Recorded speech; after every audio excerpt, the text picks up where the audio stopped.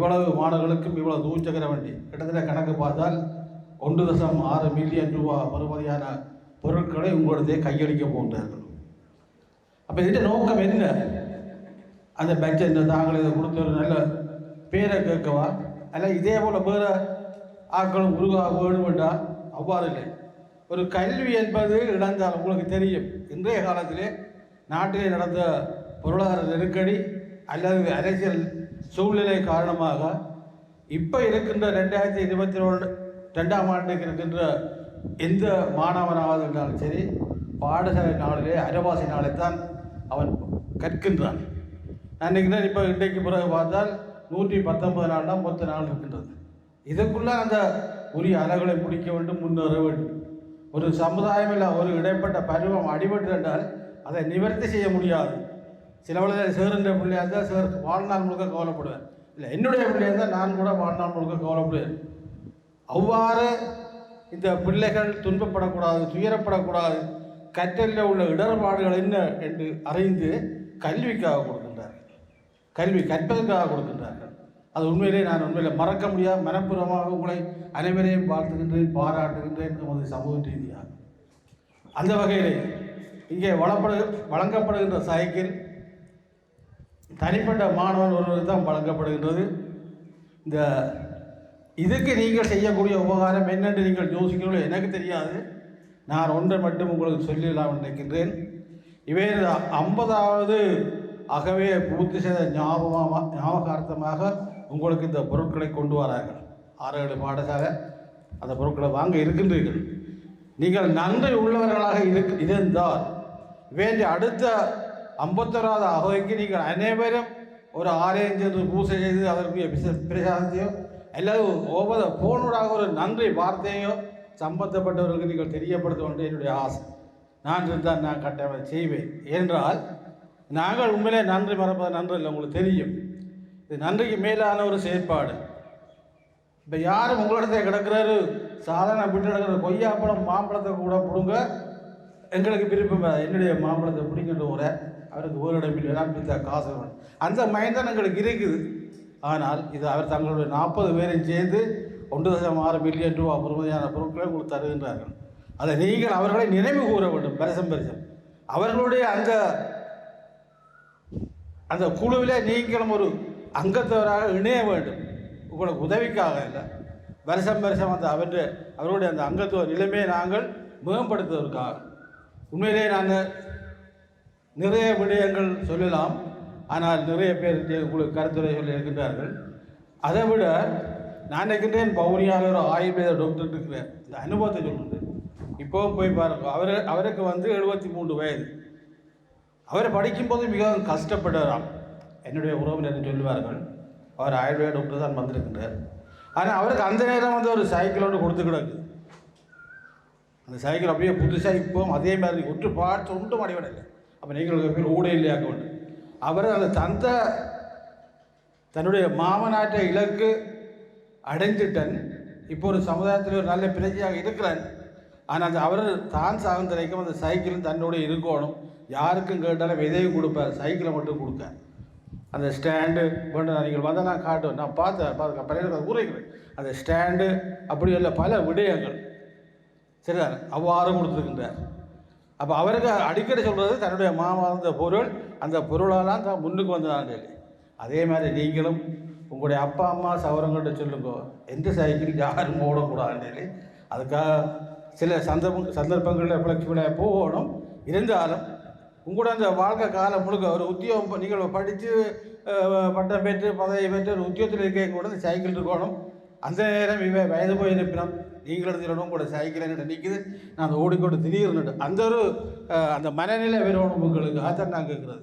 இப்போ சைக்கிள் தாரதுன்னு அப்பால் அப்போ செய்யணும் நீங்கள். அதை சேர்த்தா இன்னும் ஒரு சமுதாயம் அதை பின்தொடரும். அதாவது எங்களோட சமுதாயத்திலேருந்து சமூக விழுமிய பண்பாடு கலாச்சாரங்களை பேணுவது, பெரியோரை மதிப்பது இல்லை. ஒரு வருஷம் வந்தால் இருக்கின்றீர்கள் எத்தனையோ பேர், ஒரு வருஷம் வந்தால் எத்தனை பேர் அம்மா அப்பாட்ட காலில் விழுந்து ஆசீர்வாதம் வாங்குறீர்கள்னா எனக்கு தெரியாது. ஆனால் உண்மையிலே அம்மா அப்பாவை மதிக்கணும். அதான் மாதா பிதா. அடுத்த குரு. உங்களுக்கு நீங்கள் ஒரு வெற்றுத்தாள் வெள்ளை பேப்பராக தான் ஒரு பாடசாலைக்கு வாரீர்கள். அம்மாண்ட அப்பாண்ட சித்தின்ற மாமாண்ட மச்சாளன்ற கிருக்களோட அங்கே உங்களுக்கு குரு தான் அந்த வெள்ளை பேப்பரை முழு வடிவம் கொடுக்குறான். அதாவது ஆசிரியர் அதான் குரு, அதுக்கு பிறகு கடவுள். அதுக்காக தான் நான் சொல்கிறேன், தொழிலில் சிறந்த தொழில் ஆசிரியர் தொழில். அதை விட பாவேசம் கடவுளும் ஆசிரியர். அந்த ஆசிரியர் நம்பித்தான் அந்த பிள்ளைகள் அந்த பாடசாலைக்கு வருகின்றது. ஆசிரியர் உண்மையில் தூய்மையான உள்ளம் கொண்டவர்களாக இருக்க வேண்டும். அவ்வாறு இல்லாட்டால் அந்த மாணவர்களும் அந்த சமுதாயமும் என்னென்று சொல்கிறது தெரியவில்லை. ஆகவே இங்கே ஆசிரியர்கள் இருக்கின்றார்கள், வைத்திய கலாஞர் இருக்கின்றார்கள். நான் நினைக்கிறேன் கேட்டால் இவருடைய பட்ஜிலே எத்தனை பேர் என்ன மாதிரிலாம் இருப்பார்கள். என்னுடைய பட்ஜிலே பலர் இருக்கின்றார்கள். ஆனால் நாங்கள் கொஞ்சம் பேர் தான் குழுவாக இருக்கின்றோம். எனவே இந்த குழு பலப்பட்டு இன்றைக்கு 1.6 மில்லியன் ரூபா பெறுமதியான பொருளை இங்கே கொண்டு வந்து கொடுக்கறதுக்கு முன் வந்தது உண்மையிலே பாராட்டக்கூடியது. ஆகவே அன்புள்ள ஆசிரியர்கள், அதிபர்கள், மாணவர்கள், இவர்களை நீங்கள் மதிக்க வேண்டும். இவ்வாறான செயற்பாடு தொடர வேண்டும். இவர்கள் அங்கே இங்கே கொண்டு வந்ததற்கு மீண்டும் மீண்டும் இவர்களை என்னுடைய மனதிலே நிறுத்தி அவர்களின் பாதார விந்தியை வணங்கி அவர்கள் நன்றியும் கூறி, அதை விட இந்த அதிபர் ஆகியோருக்கு நன்றி கூறி எனது இந்த குறுகிய உரையை முடித்துக் கொள்கின்றேன். நன்றி, வணக்கம்.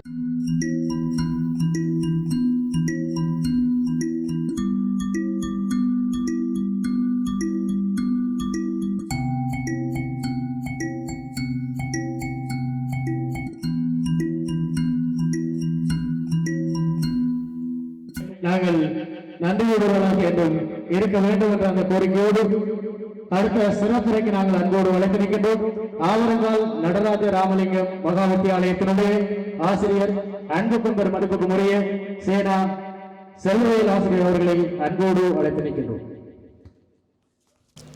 இப்பாடசாலையின் அதிபர் திருமதி தூனா யோகராணி அவர்களே, ஒட்டிசுட்டாங்கோட்ட கல்வி பணிப்பாளர் திரு செல்வரட்னம் ஐயா அவர்களே, இங்கு வருகை தந்திருக்கக்கூடிய அயல் பாடசாலை அதிபர்களே, மற்றும் என்னோடு இந்த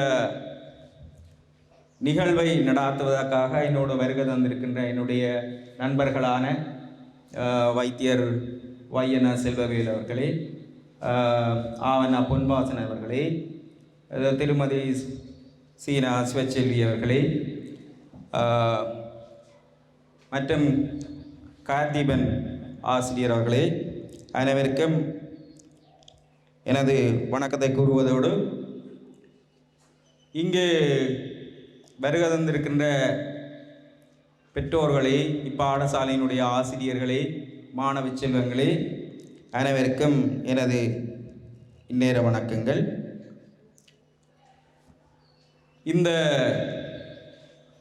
வைபவத்தை இந்த அளவுக்கு கொண்டு வர வேண்டிய சூழல் எப்படி உருவானது என்பதை பற்றி ஒரு சில வரிகளை சொல்லலாம் என்று நினைக்கிறேன். 50வது அகவையிலே தொட்டு நிற்கின்ற இதிலே இருக்கின்ற எனது நண்பர்களோடு என்னோடு கல்வி கற்றுக் கொண்டிருந்த 1998ஆம் ஆண்டிலே சாதாரண தரத்திலே இருந்த மாணவர்கள், அதன் பிற்பாடு 1991ஆம் ஆண்டு உயர்தர பிரிவிலே என்னோடு கற்றுக்கொண்டிருந்த மாணவர்கள் எல்லோரும் இந்த 50வது அகவையிலே நாங்கள் தொட்டு நிற்கின்ற போது, இப்போது உங்களை எல்லோருக்கும் தெரியும், அதை ஒரு நிகழ்வாக செய்கின்ற ஒரு சம்பவங்கள் கூட நடைபெற்று கொண்டிருக்கின்றன. அந்த வகையிலே நாங்கள் எல்லோரும் கல்வியை கற்று புலம்பெயர்ந்த ஒவ்வொரு திக்கிலையும் குடும்பத்தினரோடு வேலை வாய்ப்புகளோடு வாழ்ந்து வருகின்ற சூழ்நிலையிலே நாங்கள் எல்லோரையும் இணைக்கின்ற ஒரு பாலமாக இப்போது உங்களுக்கு எல்லோருட்டையும் அது இருக்கிறது. இந்த வாட்ஸ்அப் குரூப், அந்த குரூப்பினூடாக நாங்கள் எல்லோரும் இலகுவாக இணைந்து கொள்ளக்கூடிய சந்தர்ப்பம் இருக்கின்றது. அது முற்றுமுழுதாக எல்லாரும் இணையாவிட்டாலும் கிட்டத்தட்ட ஒரு 50 பேராவது நாங்கள் அதில் இணைஞ்சிருக்கிறோம். எல்லாருமே இள வயதிலே ஒரு வித்தியாசமான சூழலே நாங்கள் இருந்து வளர்ந்த நாங்கள். எங்களுடைய சூழல் யுத்த சூழலாக இருந்தது. அந்த காலத்திலே பாடசாலை கல்வியை முற்றுமுழுதாக நாங்கள் எல்லோரும் நம்பியிருந்து வாழ்ந்தோம். ஆசிரியர்கள் நல்ல போதனைகளை எங்களை போதித்தார்கள். கற்க வேண்டிய தேவையும் அங்கே இருந்தது. இப்போது இருப்பதை விட நாங்கள் எல்லோரும் இப்போது வாழ்கின்ற சூழலை விட அப்போதைய பொருளாதார சூழல் இன்னும் தாழ்மட்டத்திலே தான் இருந்தது. எங்களுடைய தாய் தந்தைகள் கற்றிருந்தாலும் வேலை செய்திருந்தாலும் கூட, அல்ல வேலை செய்யாமல் இருந்தாலும் கூட, பொருளாதார நிலை என்பது ஒரு சாதாரண மட்டத்திலே தான் இருந்தது. வசதி வாய்ப்புகள் என்பது குறைவு. அது எல்லா விஷயங்கள்லேயும் தான். உணவு, உடை, இருப்பிடம், எல்லா விடயங்களையும் ஒரு சாதாரண மட்டம்தான். ஆனால் கற்க வேண்டிய தேவை, கல்வி என்பது ஒரு பெரிய விஷயமாக நாங்கள் பார்த்தோம். பாடசாலையிலே முறையான போதனைகள் நடந்தது. என்னோடு படித்தவர்களில் பெரும்பாலானவர்கள் நல்ல நிலையிலே இருக்கிறார்கள். ஆனால் கணிசமானவர்கள் வேலை செய்து கொண்டிருந்தாலும் கூட இப்போ நாட்டு சூழலையாலே ஒவ்வொரு திக்கிலையும் புலம்பெயர்ந்து தங்கட தகுதிக்கேற்ற மாதிரி வேலையை தேடிக்கொண்டார்கள், வாழ்க்கையை அமைத்து கொண்டார்கள். அவ்வகையிலே இந்த 50வது வயதிலே நாங்கள் எல்லோரும் இணைந்து இந்த பல்வேறு விடயங்களை கதைத்து கொண்டிருக்கின்ற போது, இந்த வயதிலே நாங்கள் இவர்கள் என்ன செய்யலாம், 50வது வயதிலே என்னத்தை செய்யலாம் என்ற போது நாங்களுக்குள்ளே ஒரு முடிவெடுத்தோம். ஒரு நிதியை திரட்டி நாங்கள் கஷ்டப்பட்டது போல் இப்போ இருக்கிற மாணவர்கள் கஷ்டப்படாமல் கல்வியை பெற வேண்டும் என்றதுக்காக அந்த நிதியை நாங்கள் ஒழுங்குபடுத்தி அதை கொடுக்கலாம் என்ற ஒரு தீர்மானத்தை எடுத்தோம். அந்த வகையிலே இந்த முல்லைத்தீவு மாவட்டத்தில் இருக்கிற மாணவர்களுக்கு கல்விக்காக உதவுகின்ற ஒரு நோக்கம் எங்களுக்கு இருந்தது. ஆக அந்த வகையிலே இந்த துவிச்சக்கர வண்டிகளை வாங்கி நாங்கள் வழங்குவோம் என்ற ஒரு எண்ணத்தோடு இன்று இந்த நிகழ்வை ஒழுங்குபடுத்தி நடாத்தி கொண்டிருக்கின்றோம். உண்மையிலேயே ஒரு விஷயத்தை நான் சொல்ல வேண்டும். என்னோட இதில் வந்திருக்கிறவர்களே 4 பேர் ஆசிரியர்களாக இருக்கிறோம். ஒருவர் வைத்தியராக இருக்கிறார். நாங்கள் கற்ற காலத்தை நினைத்து பார்த்தால் எங்களுடைய கல்வி எப்படி இருந்ததென்றால், பாடசாலை கல்வியை முழுமையாக நம்பினோம். எல்லாரும் சேர்ந்து கூட்டுணர்வாக படிக்கிறதை விரும்பினோம். இரவிலே நின்று கதைச்சு கொண்டிருப்போம். ஆனால் பரீட்சை வருகின்ற போது எல்லாரும் சேர்ந்து டிஸ்கஸ் பண்ணும். எனக்கு தெரியாதை மற்றவர்களோடு பரிமாறி மிக முக்கியமாக உயர்தரத்திலே வந்தபோது அந்த வேகம் எங்களுக்கு வந்தது. அதன் பிற்பாடு உண்மையிலே அந்த கல்வி எங்களுக்குள்ளாலே வரணும். வெறும் முழுமையாக ஆசிரியரை நம்பாமல், ஆசிரியர்கிட்ட உதவி வேணும். ஆனால் உயர்தரம் என்பது எங்களிலே தான் தங்கியிருக்கு. மாணவனில்தான் உயர்தர கல்வி தங்கியிருக்கு. எனவே அந்த வகையிலே இப்போ உங்களுக்கு நாங்கள் இந்த நிகழ்விலே இந்த துவிச்சக்கர வண்டிகளை வழங்குவதற்காக இன்று இங்கே வருகை தந்திருக்கிறோம். அப்போ இந்த துவிச்சக்கர வண்டிகளை இந்த பிள்ளைகளுக்கு எப்படி வழங்குவது, எப்படி ஒழுங்குபடுத்துவாண்டா, எங்களோடு தொடர்புடைய ஆசிரியர்கள் இந்த பாடசாலை, இந்த ஒட்டிசுட்டாங்கோட்டை பாடசாலைகளில் சேவையாற்றி கொண்டிருக்கிறார்கள்.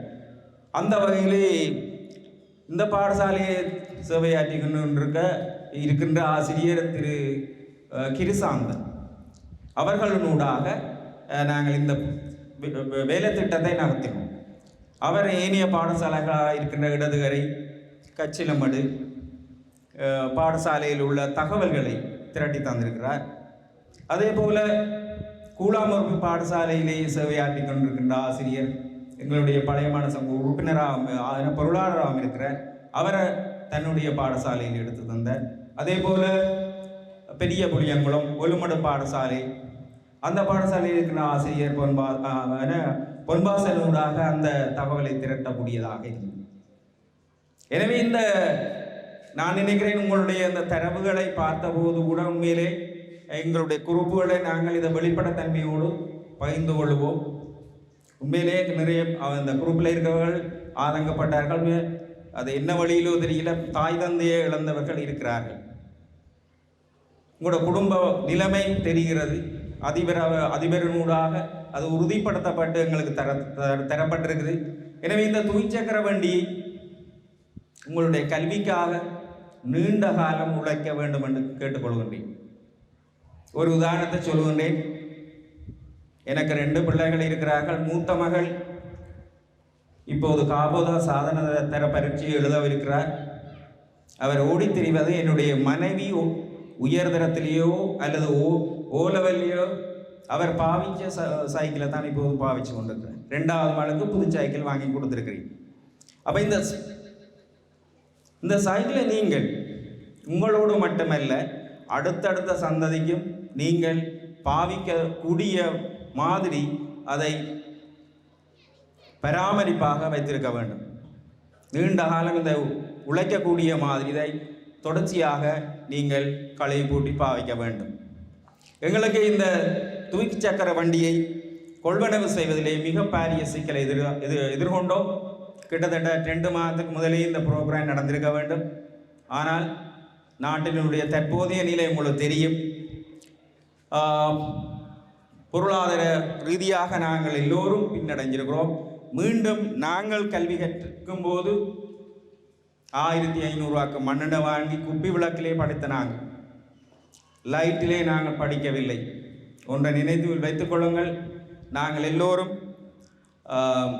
லாம்பு வெளிச்சத்திலேயோ அல்ல குப்பி விளக்கிலேயோ தான் படித்தோம். நல்ல கல்வியை பெற்றோம். நல்ல ஆசிரியர்களுக்கு நல்ல கல்வியை பெற்று நல்ல இடத்துல இன்றைய சந்தோஷமாக இருக்கும். அந்த சந்தோஷமான மனநிலையோடு உங்களுக்கு உதவியை செய்ய வந்திருக்கிறோம்.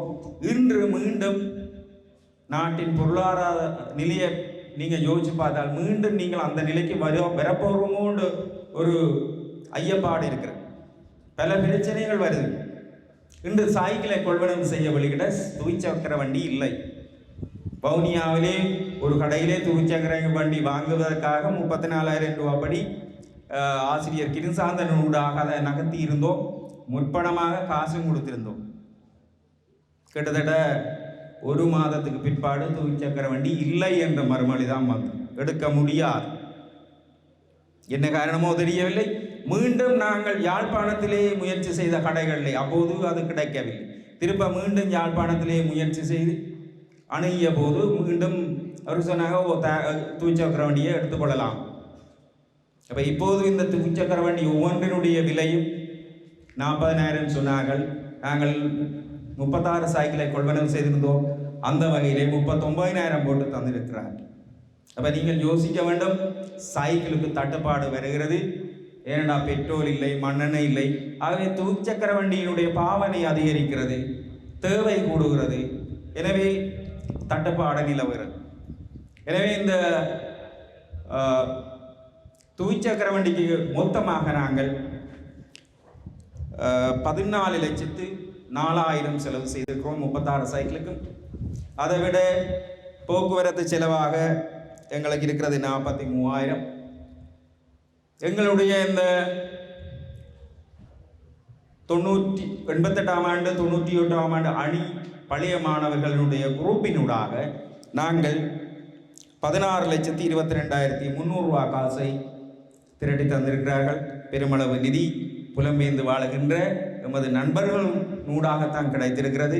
இங்குள்ளவர்களும் அதை பகிர்ந்திருக்கிறார்கள், அந்த பங்களிப்பினை செலுத்தி இருக்கிறார்கள்.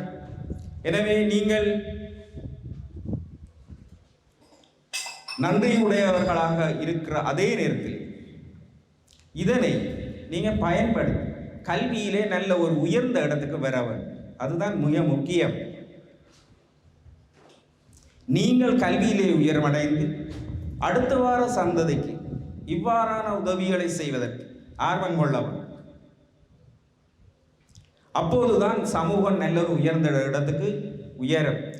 நீங்கள் நெடுகளும் வாங்குகிறவர்களாக இருக்காமல் அதை நீங்கள் என்னென்று சொல்கிறேன்டா, அதை நான் உங்களை கல்விக்காக உதவுகின்ற ஒரு நிலைக்கு நாங்கள் அதை உங்களுக்கு தந்திருக்கிறோம். நீங்களும் எதிர்காலத்தில் வந்து வழங்குகிறவர்களாக உயர்ந்த இடத்திலிருந்து ஏனியவர்களுக்கு கல்விக்காகவோ அல்லது சிறுவர் இல்லங்களுக்காகவோ அல்லது முதியோர் இல்லங்களுக்காகவோ காணிக்கையாக அன்பாக வழங்குகின்றவர்களாக உயர்ந்த நிலைக்கு வர வேண்டும். அப்போதுதான் சமூகம் உயர்ந்த நிலைக்கு வரும் என்று கேட்டுக்கொள்வதோடு இந்த நிகழ்வினை இந்த பாடசாலையிலே ஒழுங்கமைத்து தந்தமைக்காக இந்த பாடசாலையினுடைய அதிபர் மதிப்புக்குரிய திருமதி தூனா யோகராணி அம்மா அவர்களுக்கு நான் மிகுந்த நன்றியினை கூறிக்கொள்ள விரும்புகின்றேன்.